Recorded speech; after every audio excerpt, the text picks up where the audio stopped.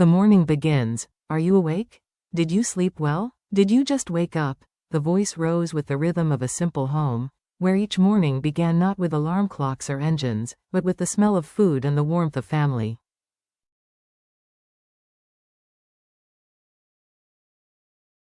Yes, wait a moment, came the reply.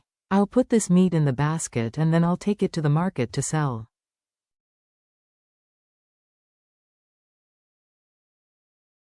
The exchange was simple, yet it carried the gravity of routine survival.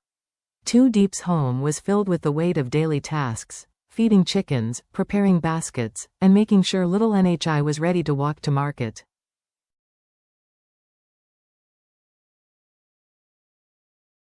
Even in such simplicity, there was tenderness. I'll help you take care of the chickens, said a neighborly voice.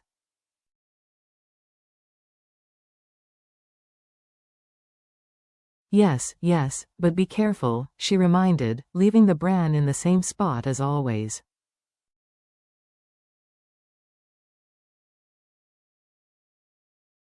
By 8 a.m., the meat was wrapped, the chores finished, and their small procession was ready to head into town.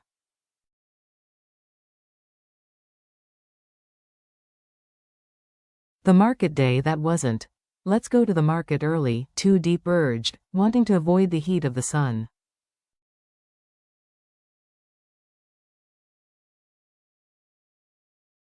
But by the time they arrived, the truth settled like an unwelcome shadow. Today wasn't a market day.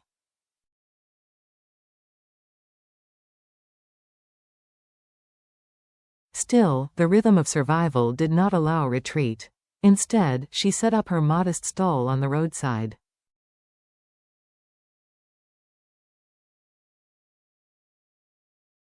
A simple offering, fresh pork, carefully prepared, wrapped, and ready.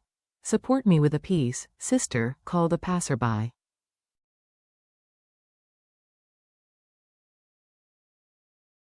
Another asked for a pound, then another for milk for a child. Diep handed over cartons, watched small hands clasp around straws, and reminded them to drink slowly.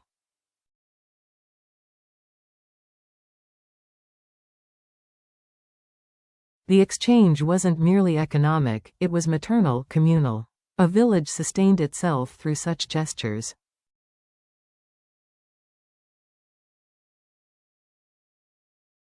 Pork, prices, and pride. The pork, smoked and fresh, drew interest. A woman stopped.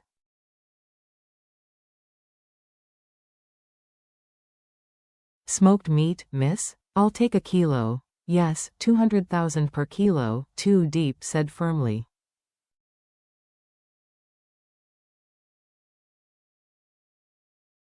Pork prices had risen lately, making every sale a negotiation of survival. Another buyer praised the wild boar flavor.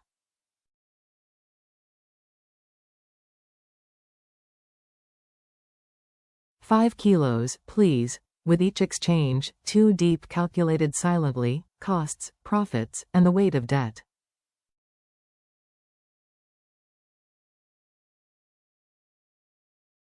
At the end of hours under the sun, her hands smelled of smoke and salt, but her purse carried the reward. 2 million Vietnamese dongs sold, 1 million Vietnamese dongs profit.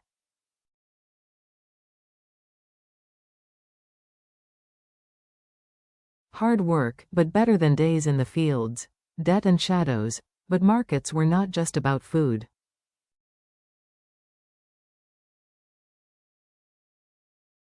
They were also arenas of power, of debt and reputation. You borrowed 25 million from me and haven't paid it back, a man confronted another nearby.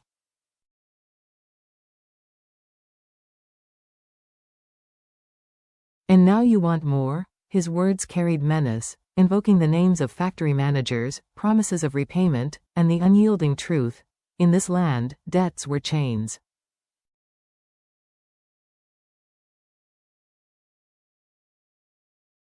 Signatures on paper bound men more tightly than ropes. The scene was tense, a reminder that beneath every ordinary day ran an undercurrent of danger, of survival pressed not just against hunger, but against obligation.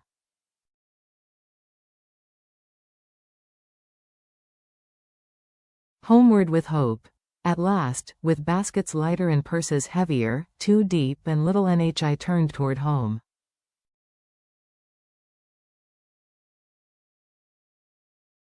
The road felt easier, the load carried with pride. Today, we made more than from harvesting, she thought, tired but satisfied.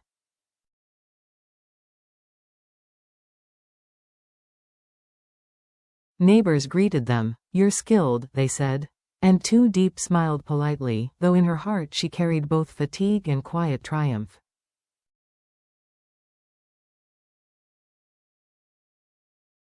A visit and a question. Later that evening, they stopped by the house of James's mother.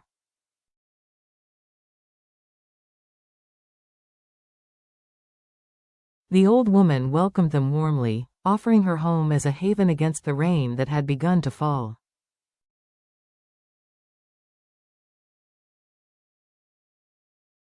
You sold meat today? Did it go well? Yes, Two Diep nodded. All sold. The grandmother's eyes softened at the sight of Nhi.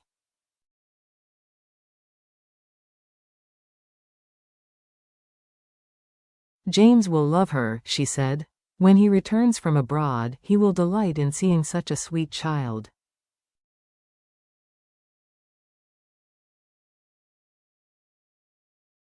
Her words were casual, but for Two Diep they landed heavy, stirring both hope and longing.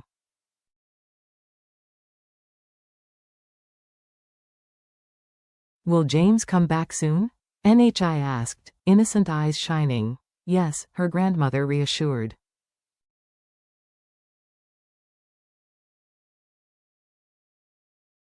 And when he does, he will come here to play with you. Dinner with grandmother. The house smelled of rice and simmering soup.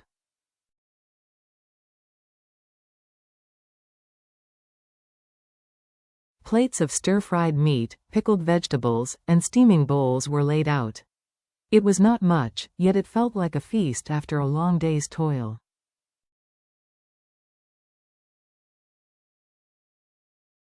They sat together, bowed heads in silent thanks, and ate. Between bites, Nyi's voice rose again, gentle yet piercing. Grandma, that day, were you scared when my parents didn't come back?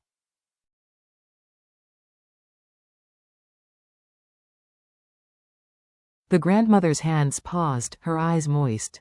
She told the child gently of how Auntie Diep had taken her to the officer, how they had searched, how hope still remained.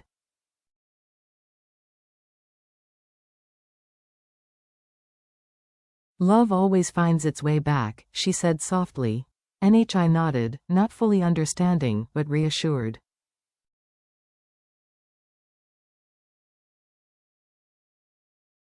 Business of the house. As dinner ended, another visitor arrived. Lin, the manager overseeing the construction of Two Diep's house.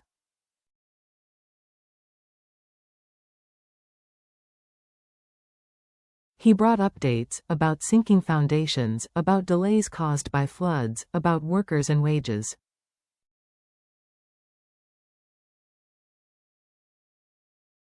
It has sunk 20 centimeters, Lin explained. But we can continue. It will be solid.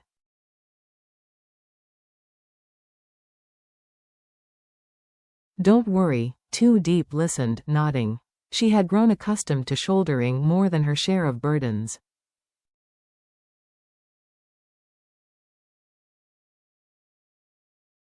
Do what you must. As long as the house is strong.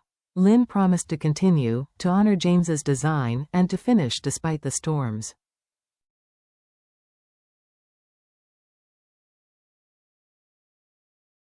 Nightfall and reflection. Later, with the dishes cleared and the visitors gone, Two Diep sat by the small oil lamp, watching Nhi sleep peacefully nearby.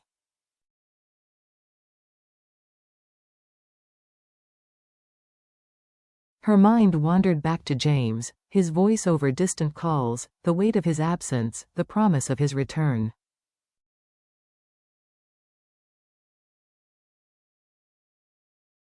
She whispered to the shadows, "Come home soon.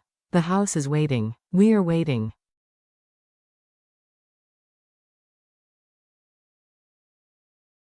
Above her, smoked pork hung from wooden beams, absorbing the fire's quiet breath.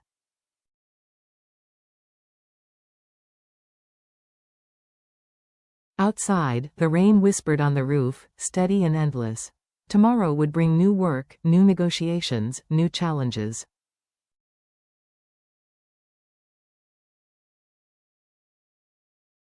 But tonight, for a moment, she allowed herself something rare and fragile: hope.